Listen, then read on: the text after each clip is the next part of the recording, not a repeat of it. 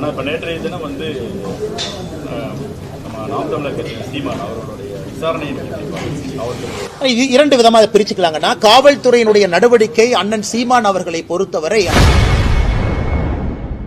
சீமான் வீட்டு வாசலில் போலீசார் சம்மன் ஒட்டியது தவறு என பாஜக மாநில தலைவர் அண்ணாமலை செய்தியாளர் சந்திப்பில் தெரிவித்துள்ளார்.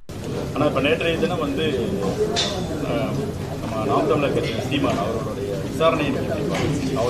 இது இரண்டு விதமாக பிரிச்சுக்கலாங்கன்னா, காவல்துறையினுடைய நடவடிக்கை அண்ணன் சீமான் அவர்களை பொறுத்தவரை அந்த வீட்டில் ஒட்டினது, அந்த அந்த சம்மன்ஸ் ஒட்டினது, அதெல்லாம் வந்து நடந்து கொண்ட விதம் ஏற்புடையது அல்ல. ஏன்னா ஒரு புகார் வந்திருக்கு, காவல்துறை விசாரிக்கணும். புகார் வந்திருக்கு, சீமான் அவர்கள் ஒத்துழைக்கணும். அது எந்த மாற்று கருத்து இல்லைங்கன்னா, புகார் வந்திருக்கு, விசாரித்த பிறகு சார்ஜ் ஷீட் போடணும். அதெல்லாம் காவல்துறைக்கு முழு அதிகாரம் இருக்கு. ஆனா நான் ஒரு சம்மனை ஒட்டினேன், சம்மனை யாரோ ஒருத்தர் கிழிச்சாங்க, அதனால அவரை நான் தூக்கிட்டு போனேன், அவரை வந்து போலீஸ் ஸ்டேஷன்ல போய் அவங்க என்னை அடிச்சாங்கன்னு போலீஸ் நானே கம்ப்ளைண்ட் கொடுத்தேன், எனக்கு அது ஏதோ ஒரு இடத்துல தமிழகத்தினுடைய காவல்துறை தன்னுடைய அதிகாரத்தை தவறாக பயன்படுத்துகின்றார்களோ என்கின்ற ஐயம் எனக்கு ஏற்பட்டுச்சு. ஏன்னா சம்மனை பொறுத்த வரைக்கும் எக்ஸ்பிளைன் பண்றாங்க. ஏன்னா பல பேர் பல கருத்துக்கள் சொல்றாங்க. சம்மன்கிறது என்ன அப்படின்னா, ஒரு காவல்துறை அதிகாரியோ ஒரு கோர்ட்டோ யாராவது நான் விசாரிக்கணும், அவங்கள்ட்ட ஒரு இன்ஃபர்மேஷன் இருக்கு, நான் கேதர் பண்ணணும் அப்படின்னா சம்மன் பண்ணி வர சொல்லுவாங்க. நீங்கள் நானும் தொடர்ச்சியா அந்த சம்மனுக்கு போகல, முதல் சம்மன் கொடுப்பாங்க போகல, ரெண்டாவது சம்மன் கொடுப்பாங்க போகலின்னா அது கோர்ட் மூலமாக வாரண்டா மாறும், அது பிடி வாரண்டாக மாறும். அப்ப கண்டிப்பா போடணும். இன்னைக்கு சம்மன்ஸ் எப்படி ஆகி போச்சுனாங்கன்னா, எந்த விதத்திலும் அனுப்பலாம், இமெயில் அனுப்பலாம், வாட்ஸ்அப்ல அனுப்பலாம். சீமான் அவர்களை போன்ற அரசியல் தலைவர்கள் எங்க இருந்தாலும் அந்த லோக்கல் கான்ஸ்டபிள் மூலமா மேடைக்கு வந்து சர்வ் பண்ணலாம். அவர் கிருஷ்ணகிரி தர்மபுரி பக்கத்தில் இருக்காருன்னா அங்க போய் சர்வ் பண்ணலாம். சோ வீட்டு வாசல்ல சர்வ் பண்றது எனக்கு புரியலீங்கன்னா, வீட்டுக்குள்ள போய் சீமான் அவர்கள் மனைவி கையில அந்த சம்மனை கொடுக்கலாம், அதான் முறை. வீட்டுக்குள்ள யார் இருக்காங்க அவங்க கையில சம்மனை கொடுத்து கையெழுத்து வாங்கி போட்டோ எடுத்துட்டு போவாங்க. நான் சம்மன் கொடுத்துட்டேன், நான் சம்மன் கொடுத்த பிறகு தப்பிச்சுட்டு போறாங்க அப்படின்னா அது வாரண்டா மாறும்.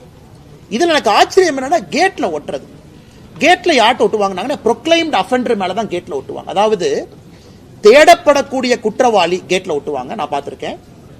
கோர்ட் வந்து ஒருத்தர் குற்றவாளின்னு சொல்லி எஸ்கேப் ஆயிட்டாங்க, அவங்கள வீட்டு வாசல் ஒட்டுவாங்க, P1 சொல்லுவாங்க, ப்ரொக்ளைம்டு அஃபெண்டர். ஒரு சீமான் அவர்களுக்கு வீட்டு வாசல்ல ஒட்ட வேண்டிய அவசியம் இல்லை என்பது என்னுடைய கருத்து. சரி, ஒட்டியாச்சு, அதை கிழிச்சிட்டாங்க. எப்ப அதை ஆக்ட் பண்ணணும்னா, அடுத்த நாள் சீமான் அவர்கள் 11 மணிக்கு வரல அப்படின்னா தான் காவல்துறை நடவடிக்கை எடுக்கணும். ஏன்னா நான் வீட்டுக்கு வந்தேன், நான் சம்மன் ஒட்டிட்டேன், காலைல 11 மணிக்கு வரணும்னு நான் சொல்லியிருக்கேன், நீ சம்மனை கிழிச்ச என்னமோ பண்ணிட்ட, அப்ப கிழிச்சாளுக்கு தெரியும் 11 மணின்னு. அப்ப நீ சீமான் அவர்கள்ட்டயோ அவங்க துணைவியாருக்கோ அவங்க நண்பர்களுக்கோ சொல்லியிருக்கணும். அடுத்த நாள் 11 மணிக்கு வரல அப்படின்னா நடவடிக்கை. அப்புறம் அவங்க இன்ஃபர்மேஷனை பார்த்து தானே கிழிச்சிருப்பாங்க.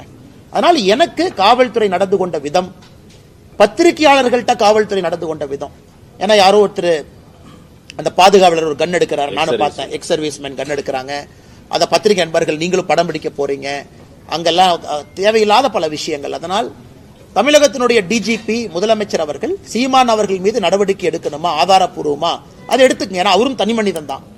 விசாரணை பண்ணணுமா, அவருக்கு எந்த எக்ஸம்ஷன் கிடையாது, அவரு விசாரணைக்கு போகணும், எல்லாம் ஓகே. நடந்து கொண்ட விதம் எனக்கு ஏற்புடையதா இல்லைங்கன்னா, சாமானிய மனிதனுக்கும் இது நடந்தால் என்ன ஆகுங்கிறத நான் பார்த்தேன். செய்திகளை உள்ளது உள்ளபடி தெரிந்து கொள்ள ரெஃப்ளெக்ட் நியூஸை சப்ஸ்கிரைப் பண்ணுங்க.